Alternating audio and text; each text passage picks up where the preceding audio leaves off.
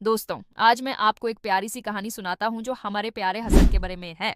हसन एक छोटा सा प्यारा बच्चा था। गर्मी के मौसम में एक दिन वो खेल रहा था। खेलने के बाद उसे बहुत प्यास लगी।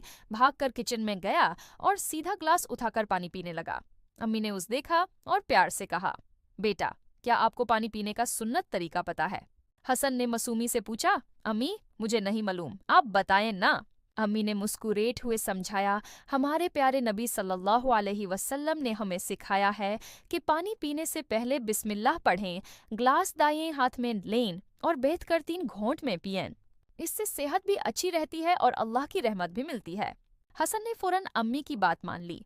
बिस्मिल्लाह पढ़कर बैठकर 3 घूंट में पानी पिया। उसे महसूस हुआ कि पानी कितना ज्यादा ठंडक दे रहा है। अम्मी, अब मैं हमेशा इसी तरह पानी पीऊंगा, हसन ने खुशी से कहा। अम्मी ने प्यार से उसके सर पर हाथ फेरा और कहा, माशाअल्लाह बेटा, जब हम सुन्नत पर चलते हैं अल्लाह हमसे बहुत खुश होता है। दोस्तों, अगर आपको ये वीडियो पसंद आई तो लाइक ज़रूर करें और हमारे चैनल शर्जील फैक्टोपीडिया को सब्सक्राइब कर लें। अल्लाह हाफिज़।